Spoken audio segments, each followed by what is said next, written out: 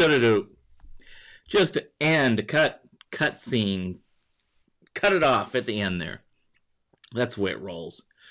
Good morning. Looks like we've got Paul out already. Good morning, Paul. Good to see you this morning. I've got a weird, small little fly flying around me. Came in here to get out of the cold, I think. He thinks he's an acrobat.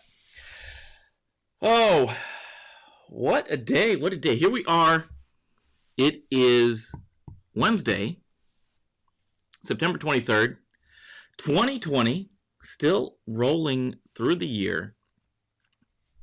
Things are going well. How are things going with you? I hope they're going well. I hope things are going good. A lot in the news today. Had a conversation last night with a young man. Just got out recently from the Navy. Trying to get into the cyber field. I want to talk to you about him. He actually may be on this morning. I don't know if he's on this morning or not. We'll see if he's on. I was trying to keep three stories. Trying to keep three stories here in the United States. 3 stories today. But I ended up threw the fourth one in there just because I had to. So, first up, judge of Missouri sentencing the Dark Overlord. Just a bunch of stuff for him. So, Dark Overlord getting his day in court. Chrome has a bunch of patches. They released the information about the patches. No patch yet. Not yet. Third story I had, this was my last story, was the German officials, German folks, have tied, like a couple days ago, Monday, I think we talked about the hospital that was under ransomware attack, and the unfortunate lady got rerouted to another hospital and she died. The Germans have tied that to Russian hackers, and that should not be too awful surprising to most of you guys. It's just what it is. And then I was getting ready to close out the notes, get them launched into YouTube, and get everything all set up. And this Call of Duty thing was bugging me yesterday. Yesterday some folks had posted that Activision had been breached and Call of Duty accounts had been compromised. And I was like, well, let me look. And I couldn't find anything official from Activision yesterday.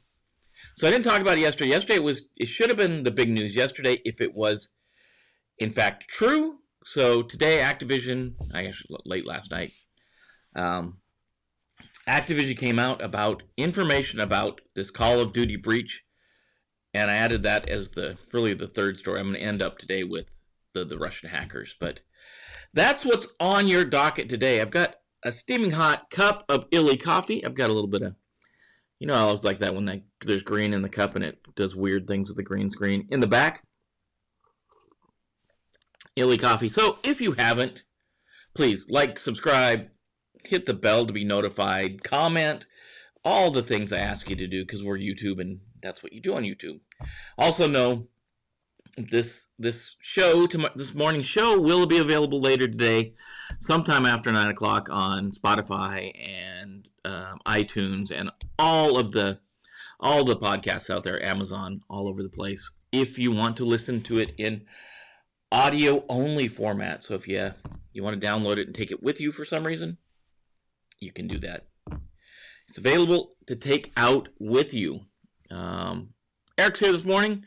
Morning, Eric. Good to hear from you. The other thing we should probably talk about is while it is not awful pretty, the mentorship site is up on Cyber-Recon. So I think it's just cybr-recon.com/mentor. Mentor, I think is all it is. Let's see if that's it. Mentor or mentorship. That's mentorship. But if you put mentor in, the internet's smart enough. So cyber-recon.com/mentorship. Both forms are there. It's not the prettiest page yet, but it's going to get the job done until we can make it pretty this weekend. If you want a mentor, there's a form there. If you want to be a mentor, there's a form there. Fill out whichever one is appropriate to your situation. Maybe you want to be a mentor in one area and want a mentor in another area. That's cool too. I don't see any problem with that. I'll finish getting this thing fleshed out so it looks a little better. But I wanted the form out there. I know Eric and Alex, you guys are good to go, not to worry about that one. Anybody else that needs a mentor, wants to participate in the mentor program in any way, shape, or form, even if you don't want to be a mentor, but you want to contribute in some other way, fill out the volunteer to be a mentor form and just explain what you want to do to help. Trying to keep it to a number that you can sustain. So in the mentor form, it's going to ask you how much time can you devote per week to being a mentor. And we want to help those younger folks coming up in the world of security, cyber, and risk.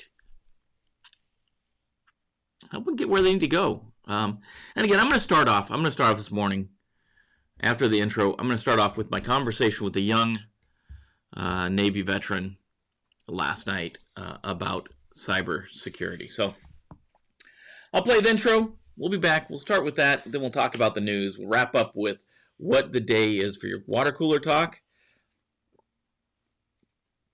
So stay around. We'll be right back.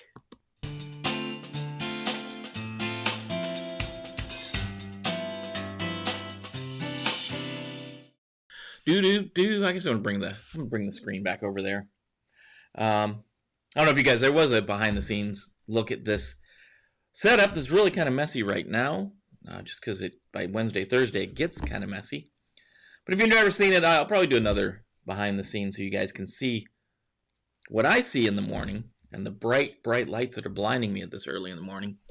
But here's the deal. Mako, you guys know Mako's hanging around here later in the day. Mako helps with a ton of stuff, security stuff, some editing stuff, some all around. Master of cable termination and punch down. All kinds of things Mako does that I probably too much to list. But he had a friend who's Navy veteran. Just got out 6 years in the Navy. Radar tech. Got out and they told him go into either IT or security. So he picked security. So he went out and he did the things he was supposed to do. He doesn't have a degree, which is fine. A lot of people don't have degrees. But he's got his Security Plus. He's got Splunk. He's Splunk certified. He has just passed his Red Hat Plus. I think it's Red Hat Plus or Linux Plus, whichever the CompTIA Linux certification, that Plus, Linux Plus or Red Hat Plus, whichever one it is. We weren't sure about his. He had a clearance. He had a top secret clearance in the Navy. But I'm not sure the status of if that's still active, reinstatable, where he's at as far as top secret or secret, whatever. But this is the guy's kind of background. This is where he's at in the world. And he's trying to get a job in security in the DMV. So he's out here in the DMV, but he's willing to travel. He's willing to go somewhere else. And he can't get past this HR hurdle. And I think in my mind, that's what it's got to be. Because talking with him, I'm a hiring manager where I work. So if I was looking for someone to come in, and he's just looking for entry-level security jobs. He's not trying to be the CISO. He's not trying to be, the head of risk or whatever. He just wants to get his foot in the door in security and get working in security. IT even. So what I'm thinking, there's two things here I think that are kind of running in parallel. And this is why I think the mentorship stuff is so important. It's either got to be something in his resume that's setting things off, So maybe, he was afraid. He set up a bunch of stuff in his own home. He set up a NAS server. He set up a bunch of stuff, but he's afraid to put that on his resume because he thinks that's just it's irrelevant. But I think to me, it's relevant. That's under hobbies or something like that. You put it somewhere that you're doing this stuff on your own. And that's you got to get past the that HR hurdle, because the hiring manager is behind the HR gate, and HR doesn't necessarily know what's what on these job recs. So that's part of it. And the other part maybe is just in the interview. Maybe that's what's tripping him up. So that's why I think this mentorship stuff is so important. So I'm going to have him send me a copy of his resume. I'll look his resume over, see if we can't do some work on there. But he's 8570 qualified. He's either reinstatable, or maybe I'm thinking is at least his secret may still be active. Just needs to be turned back on. I don't know where it is. And if we're doing this to ourselves as a community, we need to stop. The only thing that maybe is holding him up is he doesn't have a degree. And I know when I came in, degrees were not all that important. Then they became super important, and now I think they're waning again. A lot of jobs, honestly, if you're technically savvy, I don't know why you need a degree. Some jobs you need a degree. That's why you got to balance the job rec. Not every job needs entry level person on mids or overnight in the SOC doesn't need a master's degree and a CISSP and 15 years of experience. You're never going to get that person unless there's something terribly wrong. So as hiring managers, we need to tune those job recs, those position requirements, to what they really need to be. HR folks, we need to get them trained up on, what's what. Yeah, I've seen it before. I've seen it before where a job would require a Security Plus, and somebody comes in with a CISSP and they say that they're not qualified. It's because HR guys don't know how things work. That's my view of this thing. I'm looking for you guys. What's your input on this guy? This young veteran, 6 years service to the country, has a clearance, either reinstatable or maybe possibly still active. I don't have the ability to look in like Scattered Castles or anything like that. It's got certifications: Linux certified, Security Plus certified, Splunk certified. So to me, it's like perfect for like right into a SOC somewhere. He doesn't, and he's not particular. Just he wants to get into security, get his feet going. Maybe Eric, maybe you can help with this one. Awesome opportunity for folks like me. I've already seen some great benefits. Thank you, Jim and Alex. Thank you, Eric. It's all about the community, right? Help each other. Help each other out. That's what I'm worried. I don't want to call this guy out or anything. But given the situation, how is it that he can't get his foot in the door in an entry-level job somewhere? I don't know. And I was hopefully Alex is out there somewhere this morning, because I talked to him a little bit. Yeah, Alex, how a ton of people in this area. Maybe you can have some insight on this thing that I don't. I'd like to. First thing is seeing his resume, seeing what he's got down there. Maybe we can tune that and get that right sized and in the right place to move forward. So that's my first morning rant. That's what I'm going to talk about. First up this morning is just, why do we make it so hard to get people into the entry-level jobs, into these jobs, getting people started in this field? Why do we make it so hard? Last stats I read, next year, by the end of next year, it'll be 3.5 million security professionals short globally. 3.5 million short.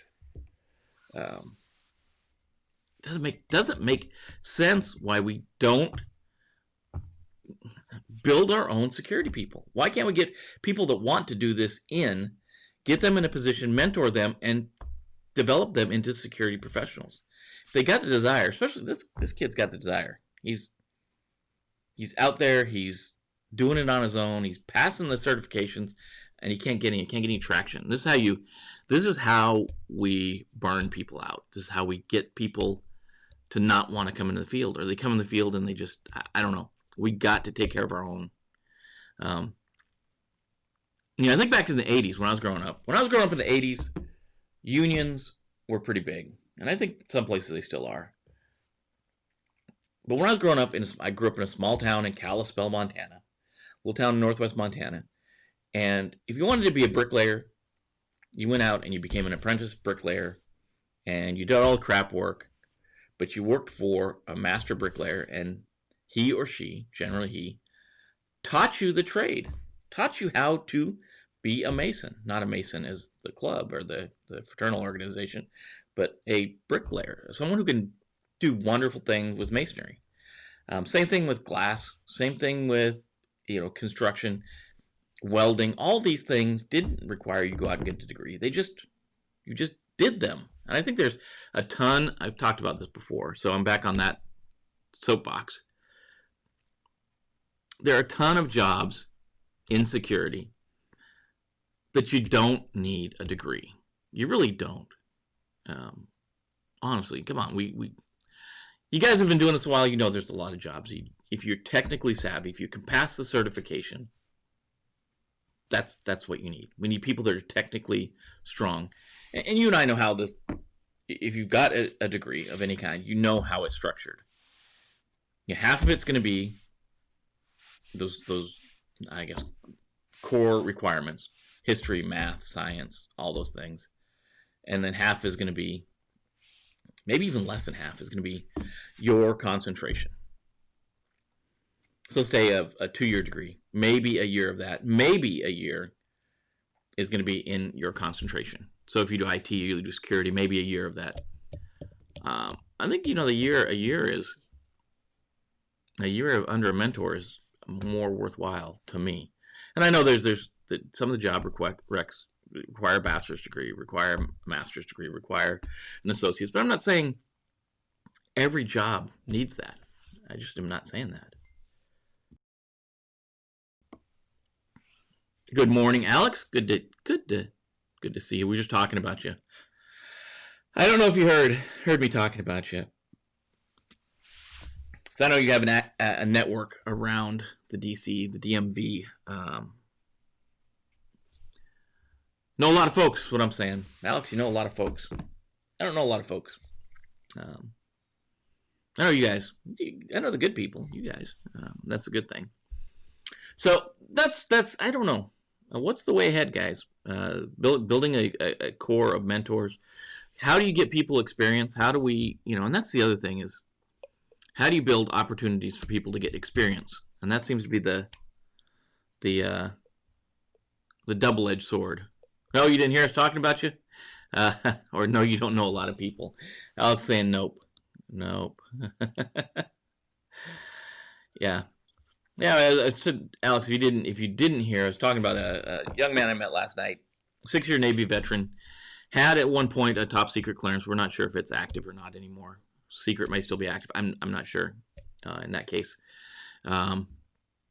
Security Plus certified, either Linux Plus or Red Hat Plus, whichever one the CompTIA is. Splunk certified, in the DMV out here, in the DC area, willing to travel, can't get his foot in the door, can't get in the door anywhere. Weird situation. So that's what we're kind of talking about that as we start off the morning with his story. And how do we get people like him, and Eric, I think you kind of alluded to the same things. How do you get that first gig? How do you get the first job? How do you get that first, past the catch-20? And this was the guy told me last night. It's a catch-22. It's that same old catch-22. It's, I need experience to get the job, but I can't get experience without the job. It's like cart before the horse. So obviously, mentorship program with some type of opportunity to volunteer places would be great. If you could volunteer, there's a lot of places that need security, and we've talked about this before. I haven't seen Dennis on for a while, but Dennis was looking into some stuff in North Carolina about, the securing voting and that kind of stuff. But man, it's got to be a way ahead, man, to take care of these young folks coming up. It just really has to be. Has to be. I'm telling you, friends. Friends, there's got to be a way to take care of folks. So, Department of Justice is up in the news. The DOJ. Let me get this screen over yonder by the blinding light over there. We'll put that over there. So, judge sentences UK national for role in Dark Overlord Hacking Group. St. Louis, Missouri. Oh, heck. Actually got it wasn't even on purpose I got the Missouri Cup today.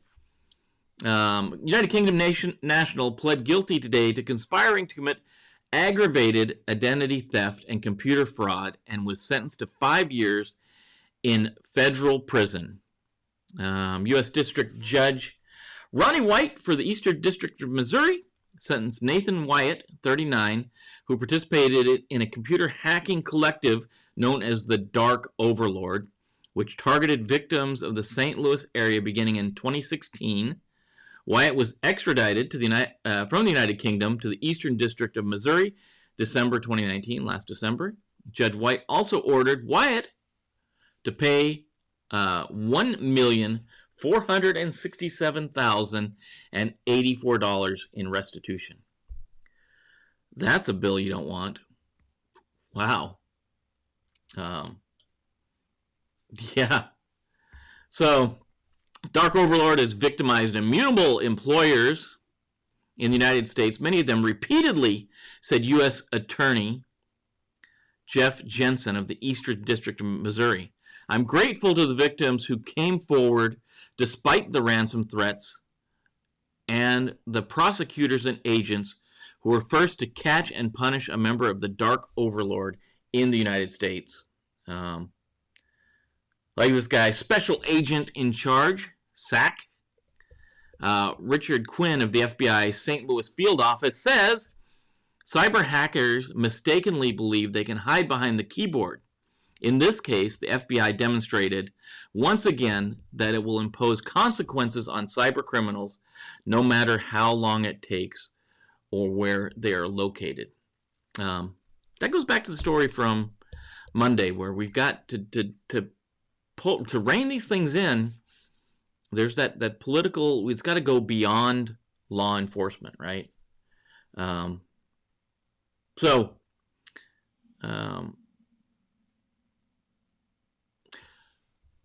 of the story. Wyatt admitted that beginning in 2016, he was a member of the Dark Overlord, a hacking group that was responsible for remotely accessing the computer networks of multiple U.S. companies without authorization. That's a big breach of the U.S.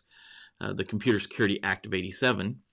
Victims of the Eastern District of Missouri included healthcare providers, accounting firms, and others. Wyatt admitted that Dark Overlord co-conspirators acted by obtaining sensitive data from victim companies, including patient medical records and personal identifiable information, PII and PHI, and then threatening to release the company's stolen data unless they paid the ransom of between $75,000 and $350,000 in Bitcoin. So he also maintained the wallets and all that stuff. So that's what this guy did. That's what this cat did. And this goes back to, the why they do it, why these bad guys do it, why they do the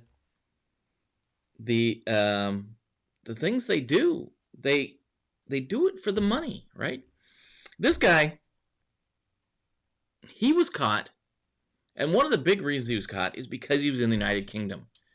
And the United Kingdom plays by the same rules we play by. FBI identified him, they extradited him here. He's going to face trial, and he's going to be messed up for the rest of his life. If this guy was in Russia or China or North Korea or Iran, you probably would never touch him. We'd probably never touch this guy. And that goes back to the whole, it's not just policing. This guy, this time, it was policing. The FBI is a police organization, law enforcement organization. They were able to work within the legal framework of police and policing and work with the United Kingdom to get this cat pulled back here. But that's why they do it. They do it for the money, and they're going to continue to do it for money. And this ransomware was not This was kind of the opposite of what we see in a lot of ransomware, where they encrypt your data and then maybe they take a copy of it. This one, they took a copy. They didn't encrypt the data. They took a copy and they said, hey, we're going to release this stuff. If you don't pay. And it looks like, I'm assuming if they want him to pay about $1.5 million in restitution, he got some money.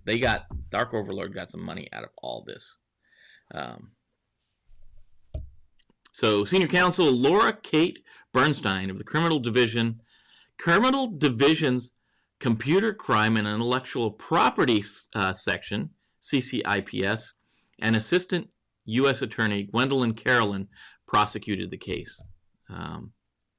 So yeah, some vindication for the victims of these things. So the Department of Justice out doing what they can, but sometimes sometimes you can't.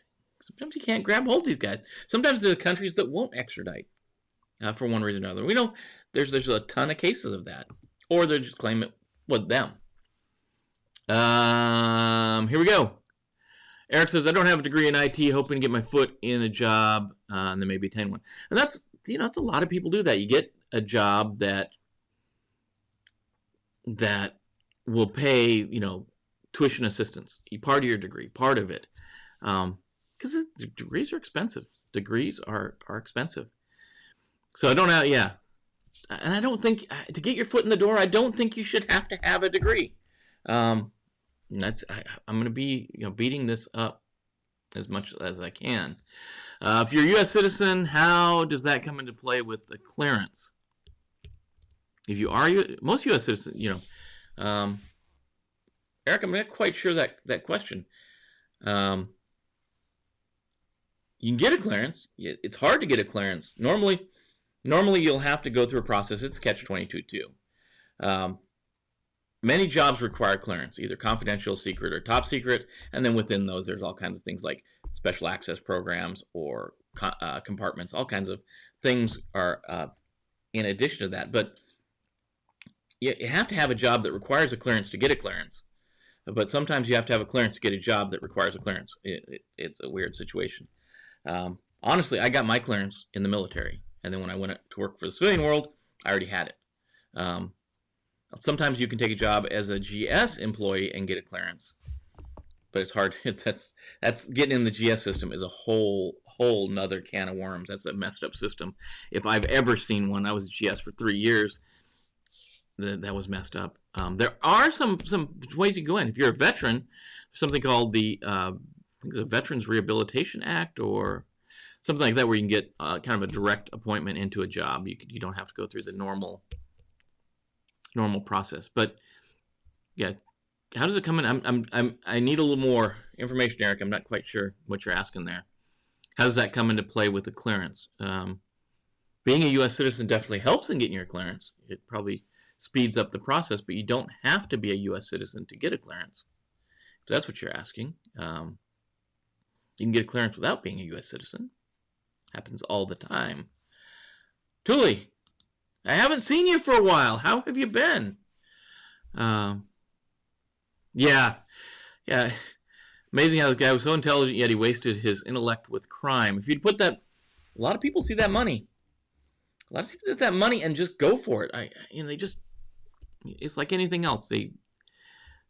They see the easy payoff when you got to get like we're talking about here. Maybe it's hard. Maybe he had the intellect, all that experience. He knew what to do, and he couldn't get a job, so he just turned to this life where you really don't need a good, clean resume to get a job as a criminal, right? I'm not sure what these guys are thinking when they go into this world. I can see a lot of them being lured into it by the cash. I mean, there's fist loads of money being made there now. But it's like anything else. It's illegal, and eventually something is going to happen to you. Something's going to happen to you if you're in Russia or North Korea or China or any of the other countries that don't extradite. Eventually there's a bad end ahead of you. Something's going to happen in the end that you're not going to like. It's just not going to be good. And if it's bad enough, they'll come get you. They'll come get you. So you end up in a country where they can extradite. You go through a country that they'll extradite. If they can get a hold of you, that they being the FBI or law enforcement agencies that are after you can get a hold of you, they will. The issue we have right now is obviously so many countries don't extradite or turn a blind eye to this hacking, ransomware kind of stuff. But you're right. It's amazing. Some of these smart people, some really, really smart people are doing, in my mind, evil and dastardly things. They're just coming after you, but they are. You can't say they're, this thought of all the hackers being, dumb script kiddies living in someone's basement is a misnomer. That's not the truth. There are incredibly smart people out there doing incredibly bad things, and that's why we need to keep our game up. That's why we need to keep ahead of the game. Chrome, man. What are you doing? Google Chrome bugs open browsers to attack. There's a bunch of bugs in Google Chrome. So Google stomped out several serious code execution flaws in its Chrome browser. To exploit the flaw, attackers would merely need to convince a target to visit a specially crafted web page via phishing or other social engineering lures. And we know that. We try the bad guy is always going to try to social engineer folks. Try to get you to go to the bad website. Try to get you to open the link. All these things that they do with phishing, spear phishing, whaling phishing, all these things. They want you to go to the link. Go to the link. It's all going to be fine. It's all going to be cool. Just go to the link and you'll get the free download. You'll get the free coupon for, so much percentage off. You're going to get the free thing, the easy thing. Just go to the link. We're going to, you've won a prize. Just go to the link, click the link. That's all we want. So you go to the web page with your Chrome browser, and you're going to be vulnerable to these attacks. And the article goes on to say, who is saying this? According to Google's Tuesday security advisory, depending on the privileges associated with the application, an attacker could view, change, or delete data. If the application has been configured to have fewer rights on the system, exploitation of the most severe of these vulnerabilities could have less impact than if it was configured with administrative rights. So depending on the level of access the application has, is how much damage they can do to your system. So there's a string of CVEs. They're all CVE 2020s, 15, 960, 961, 62, 65, 63. They cover everything. High severity flaws, out of bounds, read error in storage. Attacker who convinced a user to install malicious extensions, perform sandbox escapes. Remote attacker could potentially perform out of bounds memory access, and open source JavaScript engine developed by Chromium Project and Chrome browser has a out of bounds write flaw. So Google says there's currently no reports of vulnerabilities being exploited in the wild, which is a good thing because the patch for these things, right? There's all these flaws and the patch is available, but it's not available. It's apparently the patch is made, but it's not available, right? So what you want, you want your Chrome to be at 85.0.4183.121. 121 is what you want on the end there. The minor revision number is 121. So 4183.121 is what you want. I checked this morning. I'm not at that. I'm at like 101, and there are no updates available. So this update's not yet available, and I think Google's hanging out on there is nothing in the wild that can exploit this, but we got the fix. So Google stomped out several serious code execution flaws in its Chrome browser. Google's release for Windows, Mac, and Linux fixes 10 security flaws. We talked about 5 of them in this article. And this article, this is Lindsay O'Donnell from Threat Post, talks about this. But the patches aren't out yet. The update's not out. So hopefully it'll come out today to fix these things. Even though there's no exploit in the wild, I'm of the belief that if there's a flaw, you need to go ahead and fix it. So that's our friend Chrome. Chrome. This is the your bonus story of the morning. Bonus story: Call of Duty. A lot of people play Call of Duty. I like Call of Duty. I don't have a lot of time to play games, but yesterday this came out. Yesterday, I think it came out a little before this. This article is from Forbes. Davey Winder. Davey Winder is a cybersecurity reporter.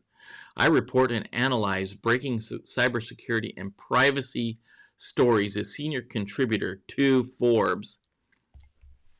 According to reports, more than 500,000 Activision accounts may have been hacked, with login data compromised.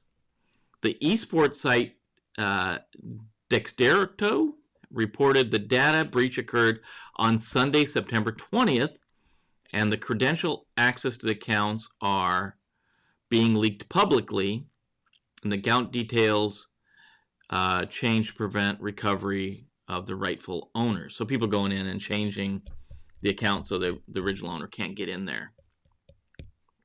Obviously, if this is true, it's an attack on Activision accounts, but there's also that risk we talk about all the time of credential stuffing. People using the same credentials on multiple systems, so maybe their Activision account is the same thing as their banking account, password or username or a combination of both.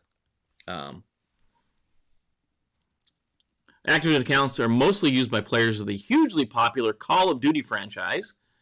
Several esports and gaming accounts on Twitter are also reported the suspected breach. The first one was at Okami, founder of Respawnable, who tweeted, "It's legit," because that's all he reported. However, an Activision spokesperson issued the following statement yesterday, the 22nd. Activision Call of Duty accounts have not been compromised. Reports suggest otherwise are not accurate. We investigate all privacy concerns. As always, we recommend that players take precautions to protect their accounts at all times. Please visit our player support page for further information, including helpful setup tips and step-by-step instructions. And they got a link to the instructions there. The advice offered by Activision is comprehensive, but missing normal recommendations that you should also activate two-factor authentication to protect your account. The reason being that it appears that it isn't an option for Activision accounts. So, is this true or is this not true? Has Activision's database been breached? Well, for one, I think, if it has been breached, Activision is just going the wrong way by saying it hasn't. So that's one thing. To me, if you're a large corporation like Activision, they part of Blizzard, I think. Anyways, if you're a part of Activision and you have a breach, you have to report it. And maybe there's something, maybe the FBI, maybe they're doing some investigation, maybe there's something else going on we don't know about, which is entirely possible. My advice would be also, if you've got an Activision account, just for hygiene's sake, go in and change your password. Please, please, please don't use that same password or password and username combination on other sites. That's obviously makes you vulnerable to credential stuffing. And if you have used that same password in other places, change it everywhere. And get something like LastPass or some type of password vault so you can have different passwords on different systems. We get in so much trouble by developing a nice strong password and using it all over the place. Because then we have if this is truly a breach, which I'm not saying it is, because you got one side saying it's a breach, and then you got the holder of the account saying it's not a breach. I don't know if it is, but err on the side of caution and just change your password. And if you have been using that on other places, change all of them to something new and get them rotated out. I don't know. I can see it would be possible that if this was a big investigation, that Activision would be maybe guided by someone in law enforcement to say there's no breach if there was the chance of maybe tracking down the bad guy, getting more information.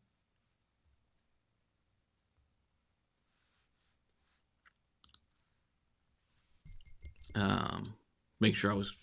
Every once in a while, I'll get a note saying that my volume is low or something's going weird on the broadcast. I want to make sure we're getting that.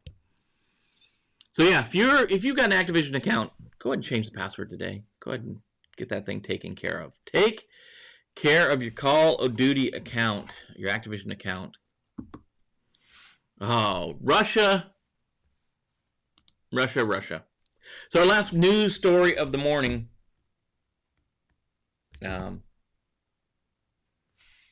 German authorities are probing a cyber attack on a hospital's IT system that led to a fatal delay in the treatment of a critically ill woman.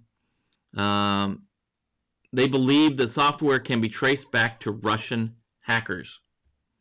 Because again, unfortunate that this happened.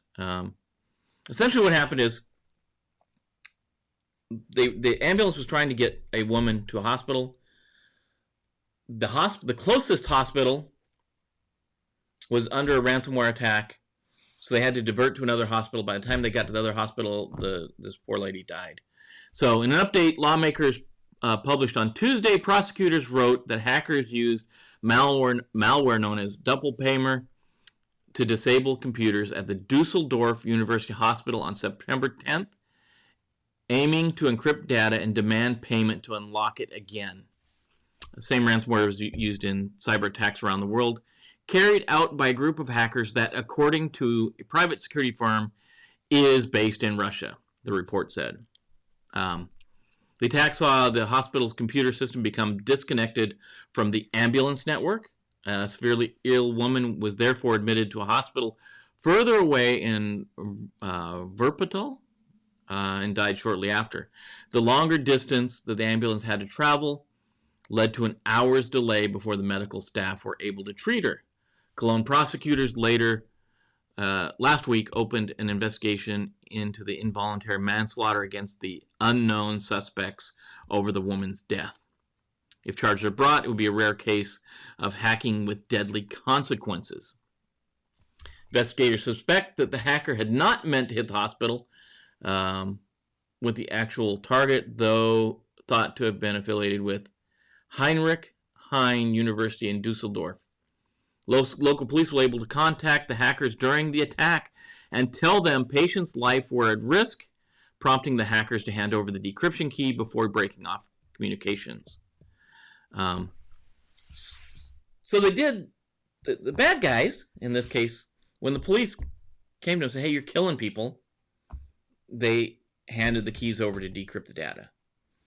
The hackers are saying they thought, the investigators, actually not the hackers, the investigators saying they thought, the attackers thought they were attacking someone else, Heinrich Heine University in Dusseldorf, and ended up attacking the hospital instead. But this is we talked about this when it happened. We talked about it right after it happened. What is what is the consequence for these guys? They're hanging out in Russia. If this is true, they're hanging out in Russia. You can't get to them. Even if you identify them, Russia's probably not going to extradite them. It's not going to slow ransomware down at all, because we know the purpose of ransomware is to make money, and they're making money, so that's not going to slow down any. Do they see one death as a collateral damage? Probably, more than likely. It doesn't really impact the hackers. They probably feel okay because they turned the keys back over and unlocked the university, unlocked the hospital. What is the, you got to go back to the principles of keeping these folks out to start with. Stopping the attack as far as you can left on the kill chain, or as far as you can on the bow tie, as far as you can on the left side, as possible. Got to do that. But other than that, I don't, what do you do to these folks? So, they're going to keep coming after us. So we got to secure everything we can. Got to be as secure as we possibly can, especially in situations like this. Hospitals, folks that are holding PII and sensitive information. Gotta stop the bad guy. We got to get better and better at our game, because the bad guy is getting more advanced and more organized on their side. They're forming collectives. They're forming allies and associations. They're forming cartels. The North Koreans are working with the Russians. The Maze is building a group, a cartel of ransomware hackers. They're becoming organized. We need to become collectively organized to defend ourselves as well. We need to do that. So obviously, that's what we're all about. That's where we're trying to get everybody where they need to go. So that's the last. That's your last cyber news story of the morning. Russia tied to that. Figured one of the groups would be behind that. And why they do it? They do it for the money. Generally, the ransomware folks generally do it for the money. There's some folks like some of the North Korean hackers. They do it for money or intelligence, whatever they can find. They're going to kind of scavenge up anything they can. If they can find intelligence, they'll pass that along. If they get money, they'll pass that along. It's bad. Bad news, guys. How do we protect ourselves? A little sunshine coming in today. Sunshine over my shoulder. So we get those weird stripes there. Today for your water cooler. Talk around the water cooler. Today is Dogs in Politics Day, and this is, a lot of you folks may not like him. I don't know if you do or you don't. Nixon kind of started this day in politics day. It's also known as Checkers Day. On September 23rd, 1952, Senator Richard Nixon of California gave a televised and radio broadcast address to refute charges that he gave used some $18,000 of campaign funds for personal use. He was on a presidential ticket with Dwight D. Eisenhower, former World War II Supreme Allied Commander. They were run against Adele Stevenson. So he says, he didn't use the money for that, but he was given a dog, and he was going to keep the dog, and the dog's name was Checkers, and that really became the Checkers speech, and that's why today is Dogs in Politics Day. There's obviously more to read about this in the link from dogtime.com. Talks all about Checkers, talks all about the speech, and what you need to know. Checkers died in 1964 and buried in Bride a Wee Pet Cemetery located in Long Island, New York.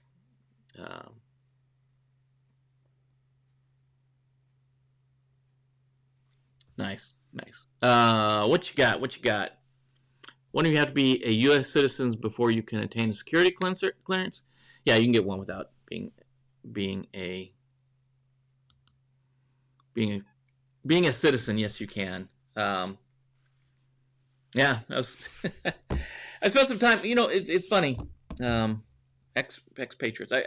I met a guy in my previous career in one of the organizations I used to work for. He worked for a 3-letter agency, but he was a former member of the Communist Party. He escaped the Soviet Union,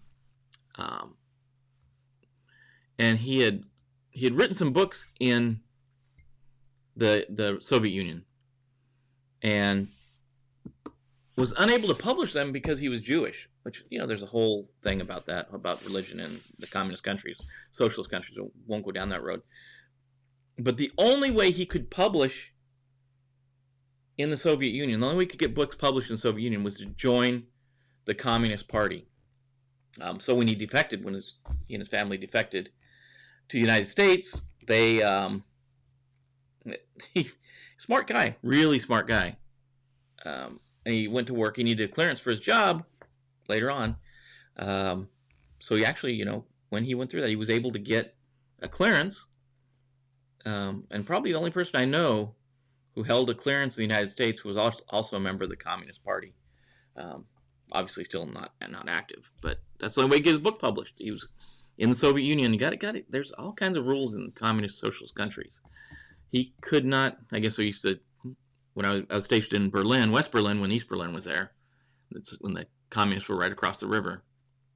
You say in the communist countries, everyone's equal, just some people are more equal.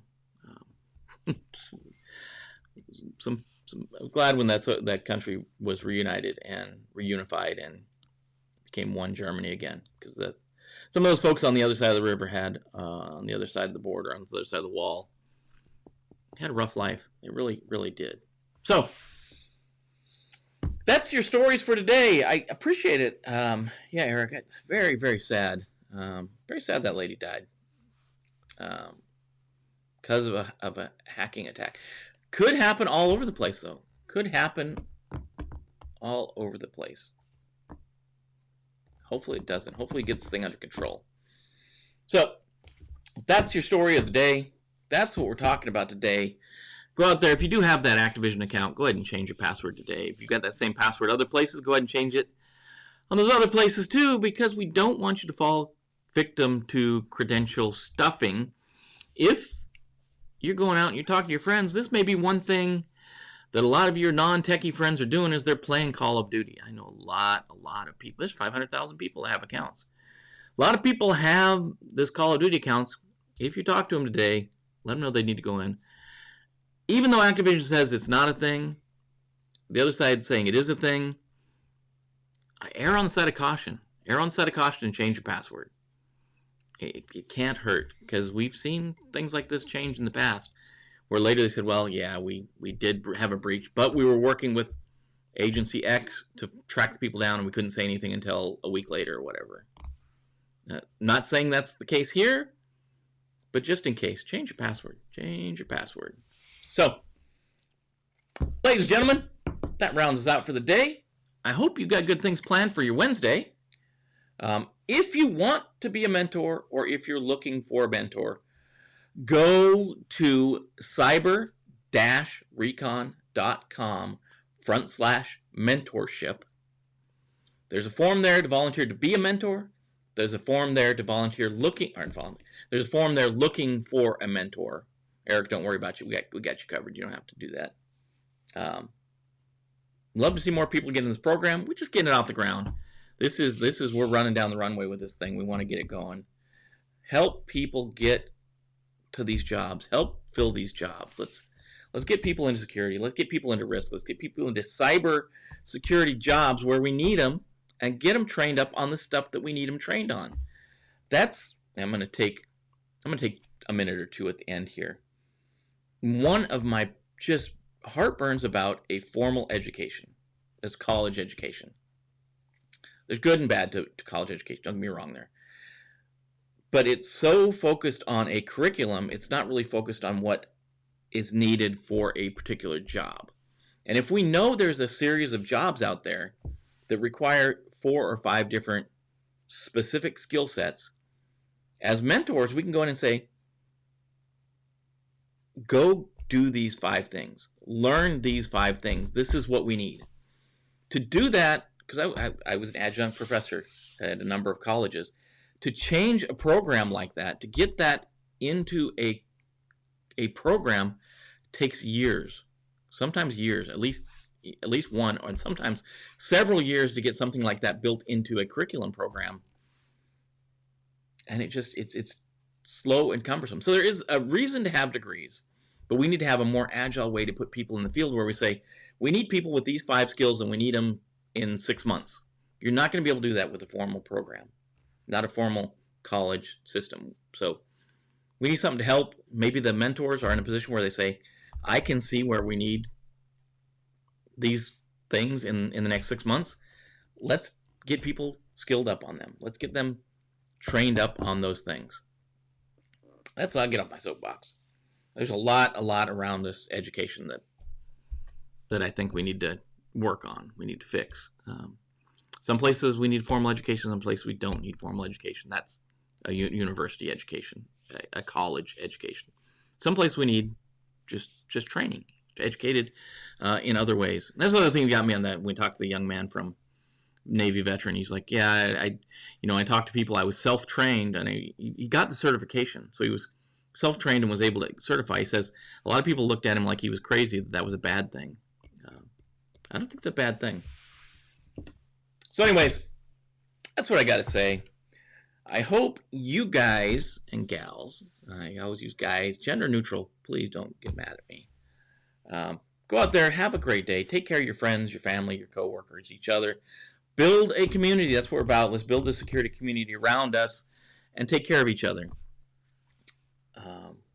If you haven't, share with your friends. Like, subscribe, comment, hit the bell to be notified. If you want to listen to this later on iTunes, or you haven't, tomorrow's episode, whatever, they're all on iTunes. They're all on Spotify. They're all on Amazon Podcasts. They're all out there. If you want to grab them, download them, listen to them, whatever. Take them with you. That's all up to you. It's all out there. I appreciate you being part of the show this morning, coming in, getting up, and being here. Go out and do great things today. The Bravos would say, go get some. I'll say it for them this morning, go get some. And we'll see you guys tomorrow. Every weekday we're here, 7:30 a.m. East Coast time. Available playback later in the day and on podcasts. So until tomorrow at 7:30, we will see you then. Be careful out there.